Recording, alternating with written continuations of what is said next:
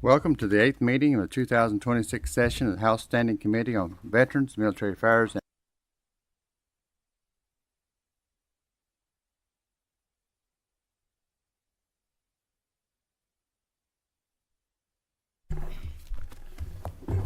Senator Douglas, whenever you're ready, please introduce yourself and have your guests introduce themselves for the record and begin. Thank you, Mr. Chairman. I am State Senator Donald Douglas, District 22. And I want to say good morning to you, Mr. Chairman, Mr. Co-Chair, and members of the Health Services Committee. I'll try to be as brief as I can just in my presentation because I know we are restricted on some time. I'm here to talk briefly about Senate Bill 77, an act relating to ibogaine research. The bill really describes and sets up a foundation and framework for research and for studies, including Federal Drug Administration approval to assess the clinical and the medical uses of a crystalline substance called ibogaine. The research will also explore its medical effectiveness in treating and improving certain neurological conditions as well as chemical addictions. This is a simple bill. It may be just the first step, but it has the possibility in the future of producing one of the greatest positive impacts on our society. Yes, since antibiotics. We have a motion on the bill. Do we have a second? Okay. Any questions? Representative Moore. Thank you. My name is Dr. Jean Loftus. I'm a physician and business owner in Northern Kentucky. I also have experience with the FDA. Would you like me to proceed, Representative Proctor? Yes, ma'am. Thank you so much. Ibogaine treats all addictions, including cocaine, meth, alcohol, benzos, even nicotine, and especially opioids. It treats post-traumatic stress disorder known as PTSD and is particularly effective in treating traumatic brain injury, which is disturbingly common in our combat veterans, and depression. These conditions have much in common. They collectively affect nearly 1 million Kentuckians. It's estimated that 40% of all combat veterans are afflicted by one or more of these conditions. They cause severe functional impairment, leading to a high rate of death and suicide, with veterans being affected 3 times more than the general public. They are the primary reason why our workforce participation is about 50%. They cost our state billions, and they all damage the brain in similar ways. And this shows the ways in which addiction damages the brain. And this is how PTSD damages the brain. And here is depression. And the thing to take away from this slide is that there is a lot of overlap in the ways that these 3 conditions damage the brain. Ibogaine corrects most of the damage in each of these conditions. This is why ibogaine is so powerful and why it can treat such seemingly different conditions. Ibogaine is currently used in 6 countries. It was discovered as a shrub and is now synthesized by several small pharma. The treatment itself involves administration of several ibogaine capsules over a single 8 to 12-hour period under the supervision of a physician. That's the entire treatment. That's it. Traditional treatment, as many of you know, involves going cold turkey with support such as counseling and social services. Looking at how traditional treatment compares with ibogaine, traditional treatment allows no one to skip acute withdrawal, chronic withdrawal, or craving. That's 1.5 years of misery. This is why the success rate with traditional therapy is so low, because it is so long and so miserable. Ibogaine immediately enables over half of the patients to skip acute and chronic withdrawal and almost half to skip craving. In doing so, it interrupts addiction so that addicted persons can choose sobriety. This is why the success rate for ibogaine is so much higher than that for traditional medicine. For PTSD, ibogaine raises the remission rate from 30 to 86%, and this study is from Stanford researchers and sponsored by Stanford University, but conducted in Mexico by Stanford researchers because ibogaine is not allowed in the United States right now. So for those who say that research is lacking for ibogaine, I urge them to look at that study. For treatment-resistant depression, ibogaine raises the remission rate from 0 to 93%, also from Stanford. Ibogaine costs about 1/8 that of traditional treatment per person, and I can come back to that upon request.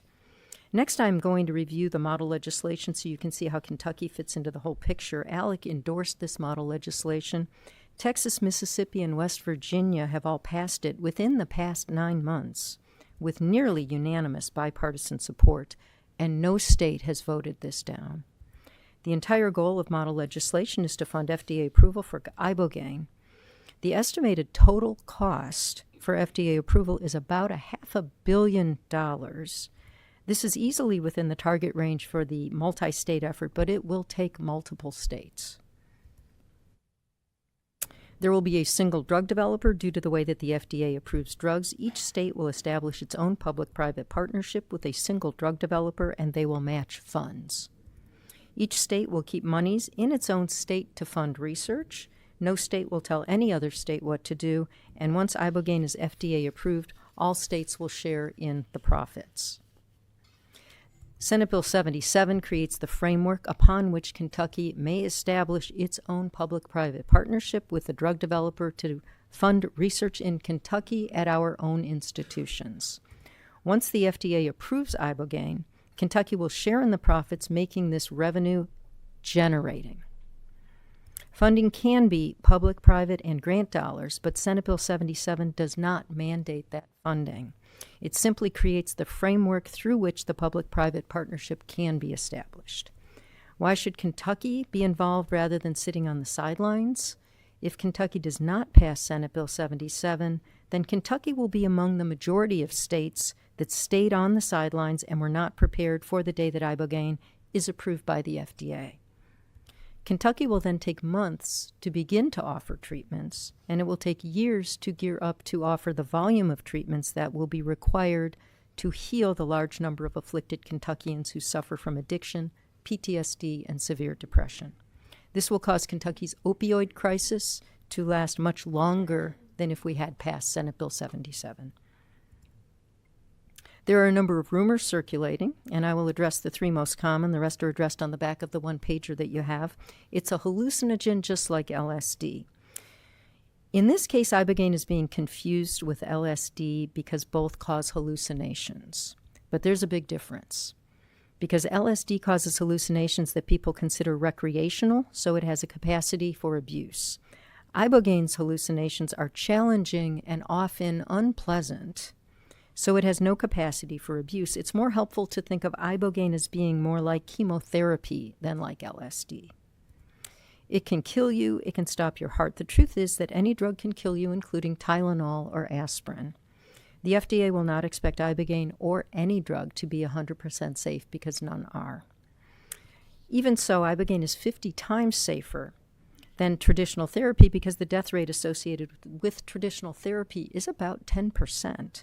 From overdose or suicide, whereas the risk of cardiac death from ibogaine is at most 0.2%, and that risk can be lowered when patients are pretreated with magnesium, given proper dose, and supervised by a physician.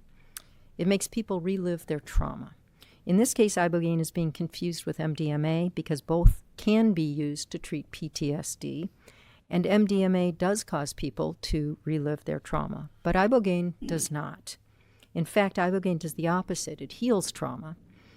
Those who have been treated say that one treatment of ibogaine is like 10 years of psychotherapy.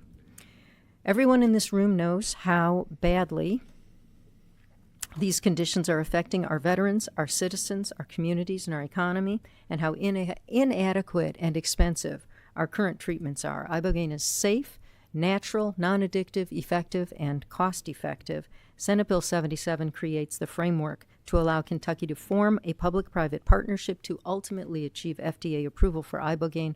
Other states are passing it with broad bipartisan support, and Kentucky needs to do the same. And before I turn it over to Jessica and Steve and Senator Reed, I want to explain something else about ibogaine. It is helpful to think of it as working in two different ways. It works as a medicine that heals the brain cells and heals neurotransmitters. It also works as a therapist by showing people truthful and often difficult insights into their own lives through the hallucinations. And in answering your question, am I allowed to turn it over, or do I turn it back? Doctor, I don't know we have the way this goes. Thank one you. has a question right now, so and we'll need to move along with it. So, Representative Roberts. Thank you, Mr. Chairman, and I'm interested to hear the other members as well that are here to testify. But I just wanted to ask, in terms of the costs, it's estimated that FDA approval would be about $500 million. Does that even come close to what the cost of addiction is in Kentucky? Nowhere near. Currently, Kentucky is spending. Thank you for that question, sir. Currently, Kentucky is spending between $1 and $2 billion on treating afflicted Kentuckians, and then when you add on to that the other cost to the system, the social service, the judiciary, the police, it's exponential. Thank you for that question. Thank you. Any other questions? Representative Cameo. Thank you, Mr. Chair, and thank you all for coming today with this presentation, and I appreciated hearing about it. I think, was it during the interim that you were here? I have a couple of questions, if I may, Mr. Chair. Pretty quick. They're short. Make them quick because we got Yes, full sir. agenda here. I had one quick question because the chart is one that I don't remember seeing before. So that one popped up, and I was just wondering, where did that chart come from? Like, where's the source? Excellent question, thank you. And that chart actually appeared in August at the joint. Are you talking about the health services, the joint? And that was there. This is the summarized version of that, but this exact chart appeared there. And this is a compilation of all of the preclinical studies that have been done on ibogaine. So by preclinical, I mean animal studies. You can't really get information on what a drug does on brain cells and neurotransmitters unless it's done through an animal and the animal is sacrificed. So these are all through animal studies. Thank you for that question. Yep. And if I may, Mr. Chair, just real briefly, if, as I understand it, the federal government has not yet approved formal studies of ibogaine. And where my struggle is, if we've got other states that are utilizing their opioid abatement funds, in watching this presentation, why wouldn't we just simply join with them and utilize our abatement funds to help Kentuckians right now? I'm one who's skeptical about this, looking at the limited information that we have. And I'll say, and I'll caution using statistics on, if there's danger with cardiac arrest, other medical issues that arise from it when we haven't studied it. So that's my question. Why not join with, say, Texas or California or both, and partner with them rather than creating our own research here? Well, thank you, Representative Campbell. I really appreciate that question. One of the things that we have to do as legislators is we have to focus. This bill is about setting up the framework. We can sit and talk about how we're going to fund things all day long. That's not what this bill is about. So I don't want to confuse what this bill is about with something that someone else is worried about. The other thing that I bring to the table is essentially saying, we ask, why don't we wait for others to do their research? To that I would say, would you be willing to go to our tertiary care centers and say, we don't want to do research on cancer. We don't want to do research on Alzheimer's. We don't want to do research on Parkinson's because it is being done in other states. I think that would be to the detriment of our people here in the Commonwealth of Kentucky. Senator, so I understand the question. I appreciate that, but my question was, why don't we join them? I didn't say not participate. So I was asking, why don't we join Thank the you other for states? allowing us to clarify that, Representative. The way to look at this is we are all joining in parallel efforts under the same drug developer. So it is one concerted effort, and because that's the way the FDA works, it appears that we're different, but we're all spokes of the same wheel. Thank you for that question. Thank you. We do have a motion second. Mr. Secretary, call the roll. Representative All. Nay. Representative Blanton. Representative Bratcher. Yes. Representative Camuel. No. Representative Dossett. Representative Dotson. Representative Freeland. Yes. Representative Fugit. Yes. Representative Gooch. Representative Hart. Yes. Representative Johnson. Yes. Representative Lewis. Representative Maddox. Yes. Representative Massaroni. Yes. Representative Moore. Yes. Representative Proctor. Yes. Representative Roberts. Briefly explain my vote. I'm a yes. I've seen studies that show that the cost of addiction in Kentucky is as much as $95 billion per year. This is an incredibly small price to pay on that, and this is about studying the safety and efficacy of this substance. And I understand the concern about cardiac arrest, but I have a concern about cardiac arrests that are arising out of something else. Drug addiction is what caused my dad's cardiac arrest. The traditional treatments didn't work.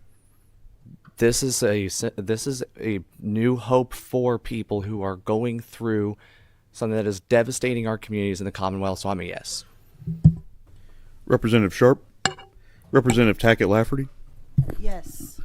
Representative Thomas. Aye. Representative Wesley. Yes. Chair McCool. Chair votes yes. Senate Bill 77 passes with favorable expression. Same should do in the House floor. Thank you very much. Thank you so very much, Mr. Chairman, and thank you very much for the Health Services Committee. Thank you. I'm going to switch chairs right here, right now, and I'm going to come down and speak. And Senator Wheeler, if you come up, and anybody of you, and I'll join you at the table.